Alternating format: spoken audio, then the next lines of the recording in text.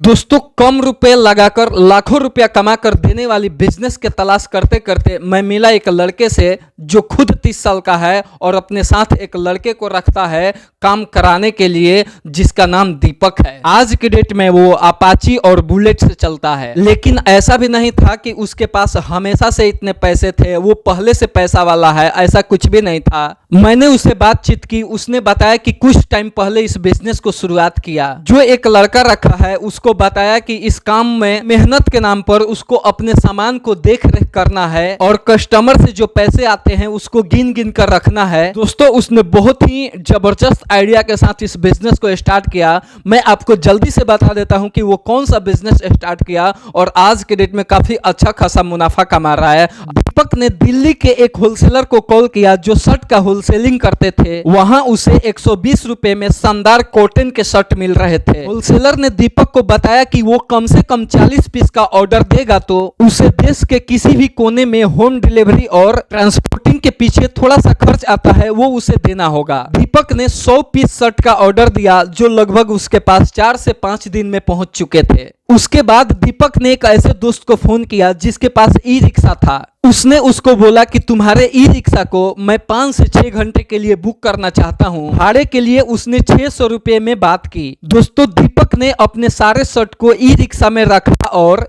चल दिया अपने मार्केट के भीड़ भाड़ वाले इलाका में। उसने अपने ई रिक्शा में साउंड का भी व्यवस्था रखी थी, जिसमें बार बार आवाज आ रहा था कि 300 रुपए में शानदार शर्ट खरीदे, 300 रुपए में अच्छी क्वालिटी का शानदार शर्ट खरीदे। उसने मार्केट के एक खुले जगह को देखकर अपना ई रिक्शा को लगा दिया और उसके सामने वो एक प्लास्टिक बिछा दिया जिसके ऊपर अपना शर्ट का जो पैकेट था वो बिखेर दिया। धीरे धीरे करके वहां पे 5 से 10 लोगों की भीड़ लगी और वो भीड़ का जो सिलसिला है वो बढ़ते गया। लोग शर्ट के पैकेट को हाथ में उठाते थे, उसको उलट पलट कर देखते थे कि वो किस डिजाइन का है, किस क्वालिटी का है। दीपक ने 4-5 शर्ट को बाहर निकाल के रखा था ताकि लोग आकर उस शर्ट को छू कर देखे कि ये शर्ट जो है किस तरह का है, किस क्वालिटी का शर्ट है। दीपक ने जब दिल्ली होलसेलर को कॉल किया था तो उसको अलग अलग रेंज का शर्ट मिल रहे थे। उसको वहां पे 50 रुपए से स्टार्टिंग शर्ट मिल रहे थे, लेकिन दीपक को एक ऐसी शर्ट की क्वालिटी लेनी थी जो सस्ती भी पड़े और अच्छी क्वालिटी का हो। वो चाहता तो इससे कम रेंज का भी चूज कर सकता था,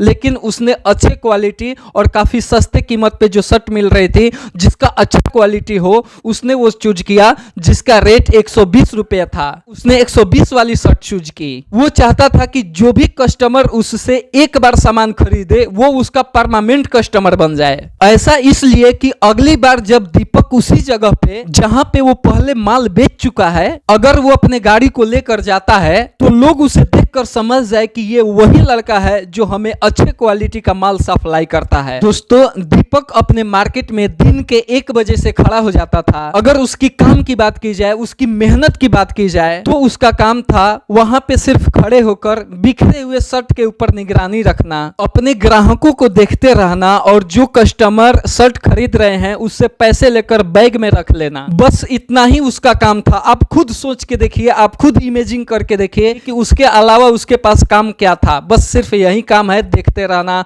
कस्टमर को ध्यान रखना, अपने बिखरे हुए शर्ट के ऊपर निगरानी रखना, जो कस्टमर शर्ट को खरीद रहे हैं उससे पैसे लेकर अपने बैग में रख लेना। इससे ज्यादा काम कुछ हो सकता है क्या? बिल्कुल नहीं। बस इतना ही उसका छोटा सा काम था। भले ही 1 घंटे में उसके 5 शर्ट बिक चुकी थी और ये दीपक के लिए बहुत शानदार शुरुआत थी। मार्केट में वो दिन के 1 बजे से लेकर रात को 8 बजे तक रहा। इस बीच उसके व्यवहार, उसके कपड़े की क्वालिटी के रेट को देखते हुए लोगों ने उसमें इंटरेस्ट दिखाई और पहले ही दिन दीपक ने 30 शर्ट की बिक्री कर दी। दीपक को एक शर्ट के ऊपर 180 रुपए की बचत हो रही थी। इस हिसाब से उसकी एक दिन की कमाई 5400 रुपए थी। यह तो दीपक की पहले दिन की कमाई थी। इसके बाद वो अलग अलग मार्केट में अलग अलग चौक चौराहे पर अपना गाड़ियों को लगाना शुरू किया। 5000 से लेकर 6000 रुपए की कमाई उसकी कभी छूट नहीं पाई। अगर 6000 रुपए रोज की कमाई को एवरेज माना जाए तो एक महीने में 1,80,000 रुपए की कमाई वो करने लगा।